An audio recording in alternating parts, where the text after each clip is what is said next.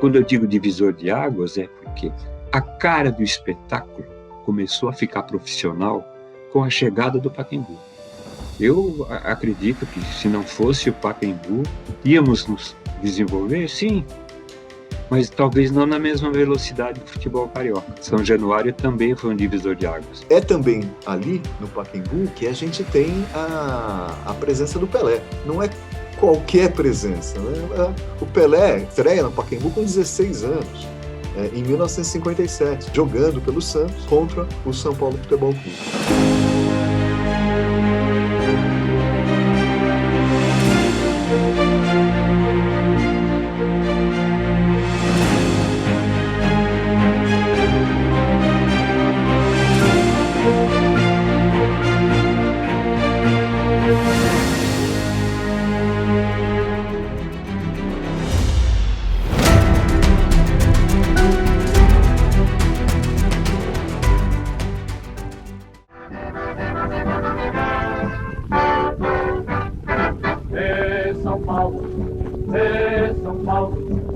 O mais querido da terra bandeirante, São Paulo, com tricolor é bola do barbante.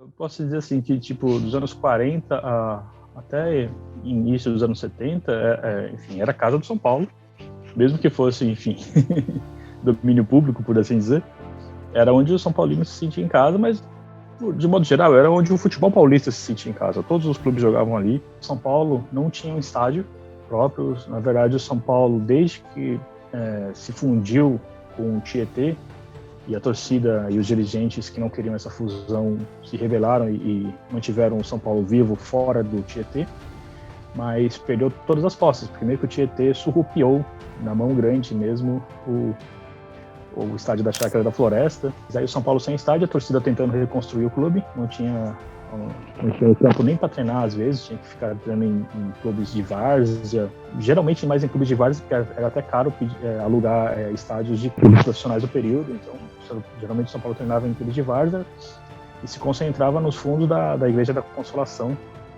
porque o Monsenhor Francisco Bastos era São Paulino e deixava o pessoal dormir lá. E às vezes trancava eles lá para não cair na gandaia antes de jogo. E aí nisso, em 1938, o São Paulo incorpora o Clube Atlético Estudante Paulista, que foi um clube que nasceu do próprio São Paulo, naqueles rolos de 1935. E o Clube Atlético Estudante Paulista tinha o direito de uso do campo da Rua da Moca, a Antártica Paulista, que era da Companhia Antártica Paulista, de cerveja, refrigerante, enfim.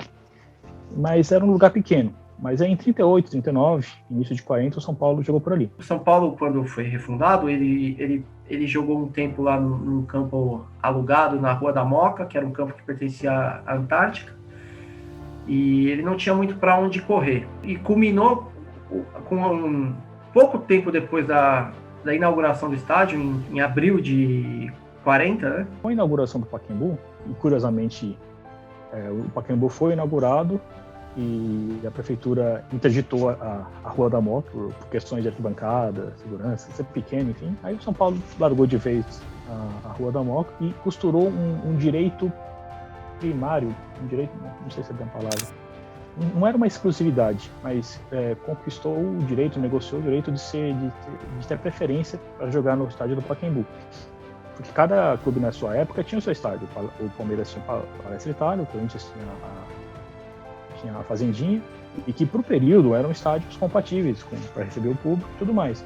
Então o único grande clube que tinha uma grande torcida que estava sem estádio era o São Paulo. O Pacaembu foi fundamental para a construção da identidade de São Paulo, foi fundamental também para dar uma cara maior, para dar uma grandiosidade para aquela equipe.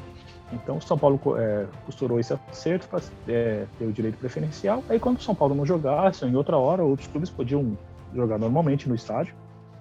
Então, por exemplo, se a tabela previa jogos em dias seguidos, o São Paulo podia jogar num, os outros clubes no outro. Mas se fosse tudo num dia, o São Paulo jogaria primeiro. Enfim, teria preferência. São Paulo teve bons dirigentes nos anos 40.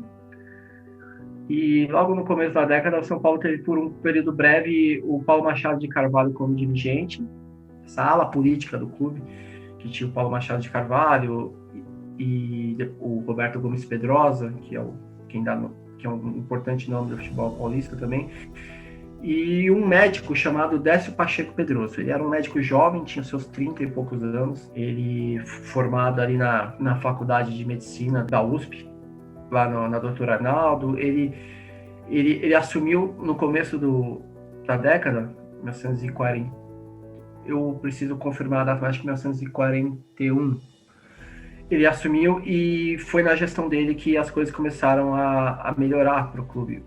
O primeiro passo importante foi conseguir um vice-campeonato quando não se esperava muito, em 1941. Em 42, o São Paulo volta a investir, e aí é o grande movimento, que é a contratação do Leônidas da Silva. O Leônidas da Silva, ele estava brigado com o presidente do Flamengo na época. Havia um grande imbróglio, ele chegou a ser preso por uma questão de não alistamento militar.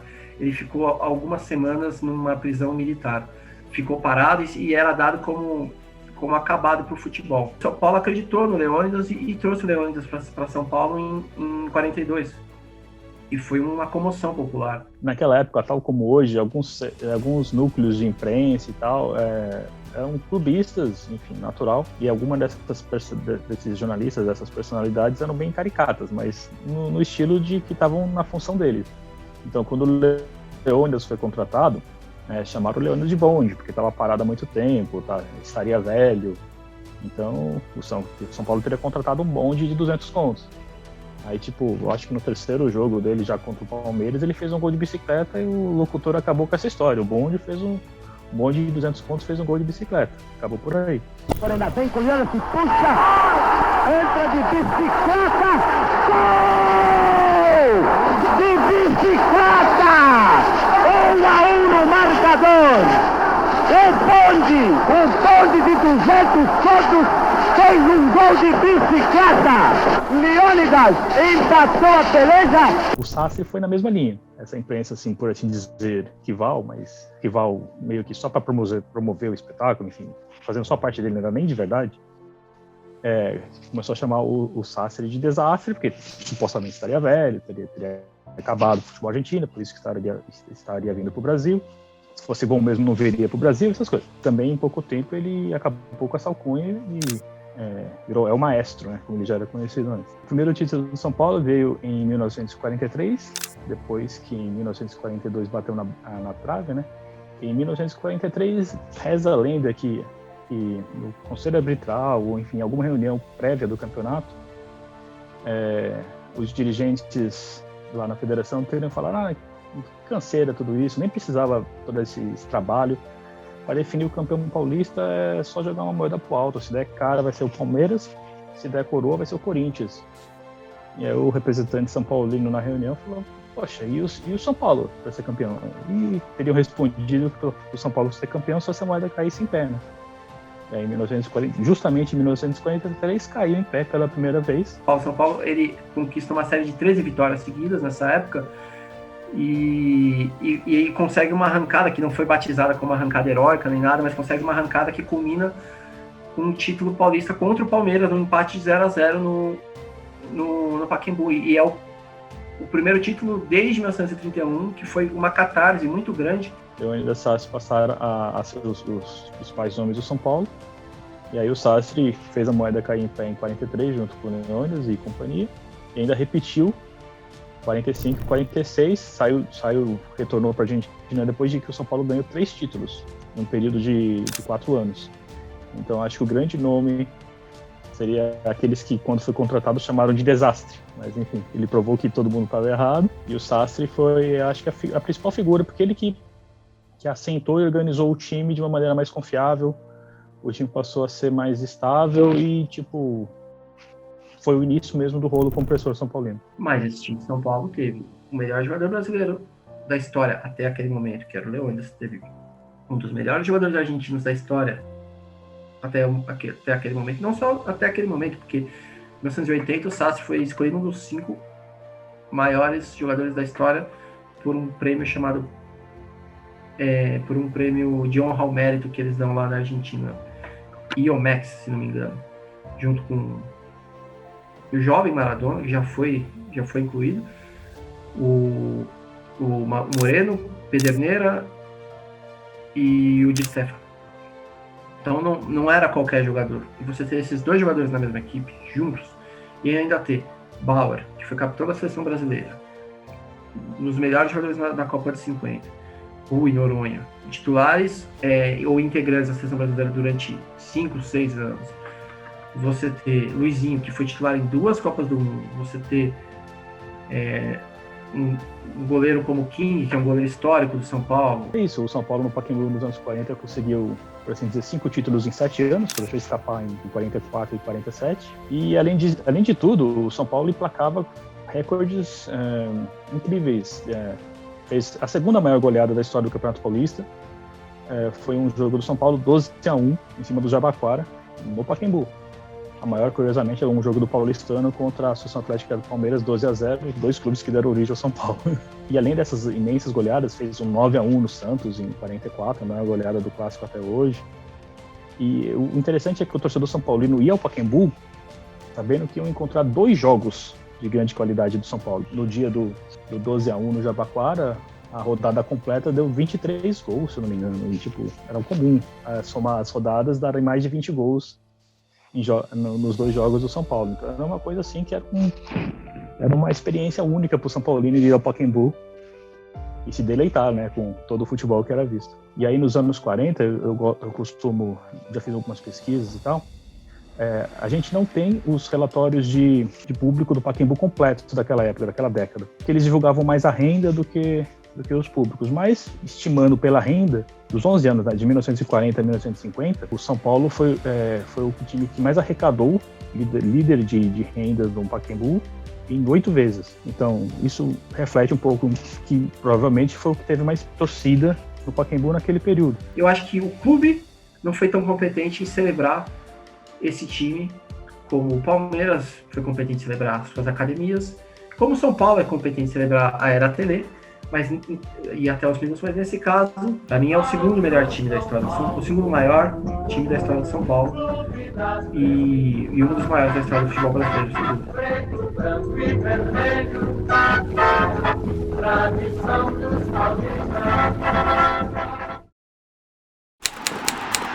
Pepe para Pelé, passa a pelota de um pé para o outro, Pacaembu em pé para aplaudir o espetáculo proporcionado por Pelé, vai Pelé de posse da pelota para Pepe, Pepe para Pelé, Pelé passa de passagem por Píndaro, para Pepe, Pepe para Pelé em profundidade, prossegue penetrando Pelé, prepara ponta e pimba e a pelota passa como um petardo pelo poste do Palmeiras. Quando eu ia jogar em São Paulo, era bom, era gostoso, vamos jogar no Pacaembu, o Pacaembu era o estádio, ainda não tinha o Morumbi, sabe, em São Paulo, e o Pacaembu era o estádio que todo mundo gostava de jogar. O Pacaembu era muito usado, como eu falei para vocês, os 3 grandes, mais a Lusa também, jogavam no Pacaembu. O Pacaembu era o palco principal dos grandes espetáculos. Então, a nossa rotina, nós saímos daqui de Santos, e a gente parava em São Paulo, tomava um cafezinho ali no Vergueiro, tomava um cafezinho, e aí os torcedores ficavam ali, vamos lá. Eu tinha meia dúzia, Santos não tinha tanta torcida que nem tem agora, né? Vamos lá, os palmeiras, vamos perder, né? Então, mexiam com a gente, né? Então, eu fazia parte da rotina, essa parada ali no Vergueiro para tomar um cafezinho e depois ir embora para o Pacaembu e aborrecer os torcedores dos outros times. E na maioria das vezes o Santos ganhava. Era um estádio que a gente, sabe, chamava a atenção, vamos jogar no Pacaembu. Depois teve o Maracanã, vamos jogar no Maracanã. Mas era o Pacaembu, era o palco preferido dos jogadores que queriam mostrar serviço, para mostrar seu valor, seu time, para ir para a seleção. Então, havia um grande gol, um gol lindo, um gol maravilhoso, uma grande partida no Pacaembu, já era um sinônimo que você poderia ser chamado para a seleção brasileira. Teve um jogo com o Palmeiras, na ocasião, comentaram que teriam morrido nesse jogo 4 pessoas. 2 no Pacaembu e 2 assistindo o jogo em casa, ou pelo rádio, pela televisão, não sei se passou direto na televisão, mas foi 7-6. O jogo não se vê mais, né? Estamos ganhando 4-2, o Palmeiras virou para 6-5, depois nós fizemos 7-6. Faltavam 10 minutos e eu marquei 2 gols, sendo que um de cabeça e um de pé direito. E aí foi 6-6 e 7-6. Eu só marquei 4 gols de pé direito. E com a cabeça também foram 4. Os outros foram todos com a canhotinha. 6-6, 41 minutos do segundo tempo. Cruza para o Rodrigo, Pelé, Lopes toma na área. Coloca no zagueiro, ele vai cantar. Chutou, Pelé. Gol do Santos Futebol Clube. O que vale é bola na rede. Pepe de pé esquerdo. 7-6 é o placar. E é considerado até hoje, quando o torcedor, faz tempo isso, né? Mas o torcedor que falou, aquele 7-6 foi inesquecível e foi maravilhoso mesmo.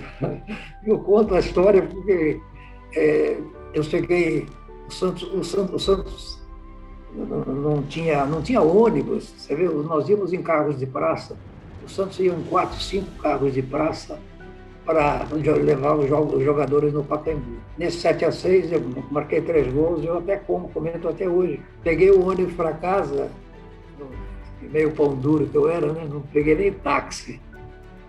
Peguei o circular das 3 horas da manhã, era o último que tinha, vindo do Pacaembu, para ir para casa, né? Eu morava em São Vicente. Depois de um 7-6, eu até comento com a Gisa que tinha um cara no ônibus que ficou olhando para mim, a fila grande de ônibus. Eu entrei, consegui um lugarzinho, e o cara ficou do meu lado sentado, aí eu percebi que ele estava mamado, ele estava chumbado, tinha tomado todas, né? Ele olhou para mim e falou, chefe, por acaso você não é o Pepe, não? Eu não sou, é o Pepe. Puta, me diz uma coisa. Vocês não jogaram com o Palmeiras essa noite? Eu digo, vamos. Quanto é que foi, Pepe? Ganhamos 7-6. Ele falou, porra, Pepe, eu tô falando sério. Eu não acredito, eu falei, você vai, vamos pro jornal amanhã cedo, que você vai ver. E é verdade, foi 7-6. Já não, Pepe. Eu acho que ele era palmeirense, ele ficou meio bravo. Foi assim, esse 7-6 foi o jogo talvez mais emocionante da minha vida, que eu marquei 3 gols.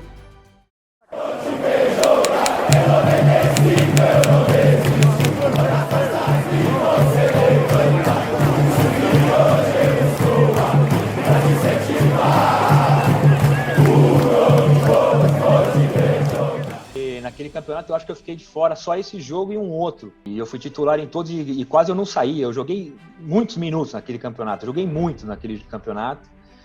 E no Rio, cara, tava 2-1 o jogo, eu acho. E eu lembro bem, cara, que foi um lance que era um escanteio pro Santos, daí tem um contra-ataque pro Fluminense, e o jogador do Fluminense, eu acho que era o Valdeir, que era o The Flash, né, cara, um cara rápido pra caramba, ele sai numa arrancada, e eu saio atrás dele e não consigo pegar ele, né, e daí eu vou e dou um carrinho, e na minha cabeça eu pensei assim no momento, né, eu vou dar um carrinho, eu vou fazer a falta, vou ser expulso, mas ele não vai fazer o gol, 2-1, vai acabar o jogo, faltava acho que uns 5, 6 minutos, vamos para São Paulo 2-1, lá em São Paulo a gente ganha dos caras, né? Da falta que eu fui expulso, sai a falta na área, os caras fazem o 3-1, da saída tem uma coisa lá, uma confusão, não sei o que, os caras fazem 4-1. E eu no vestiário, cara, do Maracanã, só escutava o barulho. Eu falei, não é possível, cara, os caras fizeram 2 gols, eu fui expulso, não é possível, cara, ferrou, vamos para São Paulo, não vai ter jeito. Sabe, quando você fica com aquela sensação de caramba, não devia ter feito aquilo, né, meu? E daí passou. Né? Daí no outro dia a gente dormiu no Rio, daí no outro dia a gente pegou o avião no aeroporto, daí a gente tava assistindo, né, os programas do meio-dia, né, dos gols e tal, e daí a gente vê o pessoal, né, o Botafogo e o Fluminense, né, já meio que comemorando o final carioca, né, vai e tal, e não sei o quê, e daí o Giovani falou, se vocês fizerem 1, eu faço 2. E daí o Macedo falou, eu faço 1. O Camanducaia falou, eu faço 1. O Marcelo Passo falou, eu faço 1. Eu falei, eu não vou fazer, mas eu tô com vocês, cara. A gente vai ganhar desses caras. E curioso isso daí, eu tava no Pacaembu na numerada, né? Porque eu não joguei, eu não podia ficar no campo, eu fiquei na numerada. E daí quando deu o intervalo, cara, eu invadi o campo.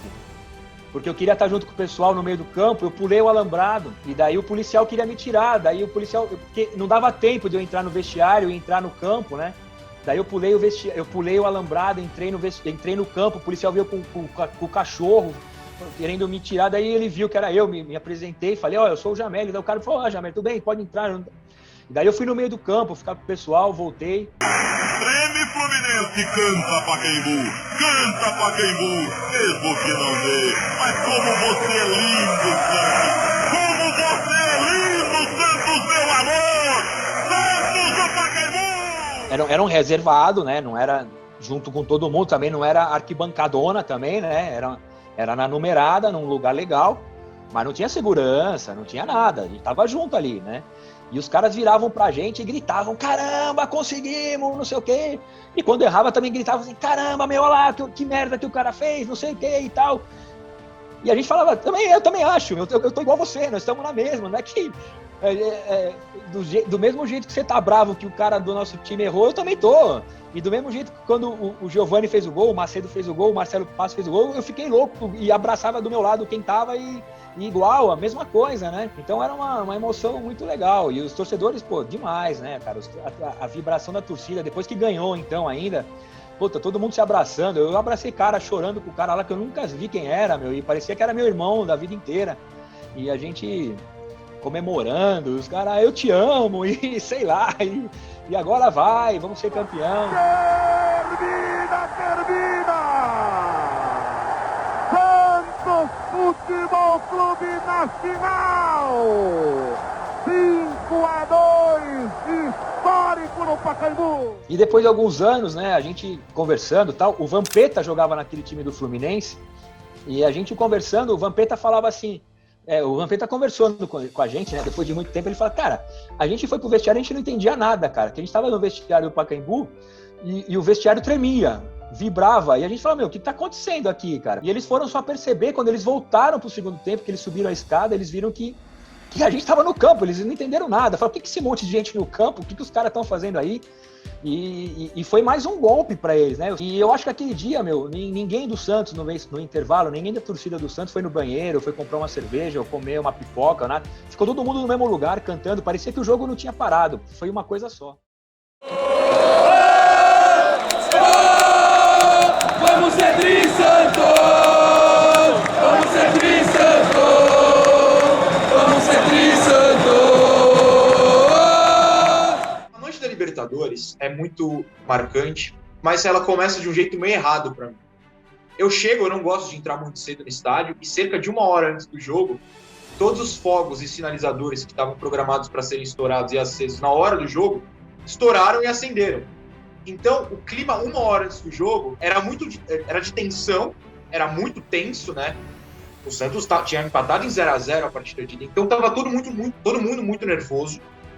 E todo o clima que era para ser feito, criado na hora do jogo, foi encerrado muito cedo. Então, quando eu entro no estádio, apesar da festa ainda ser bonita, não tem mais fogos e não tem os sinalizadores na quantidade que era para ter.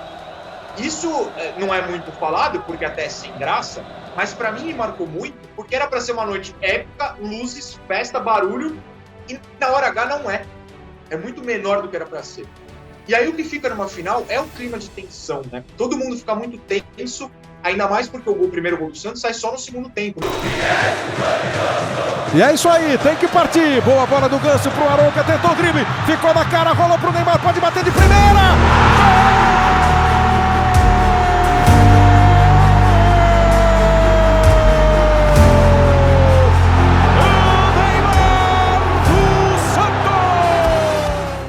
Na minha mente, a minha visão da arquibancada amarela, que é o Arouca recebendo a bola no meio. Na minha cabeça ele ficou 12 jogadores do Peñarol, obviamente foram 3. Eu lembro do Ganso dando toque de letra, o Arouca recebendo na frente, o Zé Love correndo para o lado, o Neymar aparecendo livre do outro e a bola chegando nele. E aí todo mundo sabe que alguma coisa mágica vai acontecer, e naquela hora eu já sabia que algo mágico ia acontecer. Podia ser um gol perdido. Felizmente não foi. Eu lembro do Pelé, do meio campo, eu lembro dos gols, eu lembro do troféu, eu lembro dos jogadores colocando a faixinha de Japão perto de mim. Eu acho que o Santos aproveitou pouco o Pacaembu enquanto podia, né? Acho que talvez o maior jogo da história do futebol brasileiro, 7-6, que eu não lembro o ano, talvez eu não vou chutar o ano, mas enfim, 7-6 Santos e Palmeiras foi lá, o Santos foi prejudicado também em 95 lá, o Santos ganhou uma Libertadores lá em 2011. Grandes jogos da história foram lá. Na minha vida de 31 anos, eu não estava contra o Fluminense, mas na primeira vez que eu fui ao Pacaembu, ou em todas as vezes que eu vou ao Pacaembu, eu lembro que ali aconteceu do Giovani fazendo um milagre pro meu time. Desde 2011, quando eu vou no Paca, eu olho pro gol e falo, ali o Neymar fez o gol do título. Danilo fez o outro gol do título. Eu estava ali. Eu olho para a arquibancada de visitante no Pacaembu e eu lembro que foi ali que eu vivi grandes momentos como visitante, que é algo que eu gosto tanto. Eu olho para o gramado e eu sei que ali eu vi coisas com meus próprios olhos que foram muito especiais. Para mim, o Pacaembu tem isso, só perdendo para a Vila, mas acima de todos os outros lugares que eu já vi jogos de futebol. Primeiro, o Paulo Machado de Carvalho é um estádio do povo de São Paulo, né? E o Corinthians é o time do povo. O charme do Pacaembu, então assim, pô, você jogou no Pacaembu? Joguei. Você foi campeão no Pacaembu? Fui.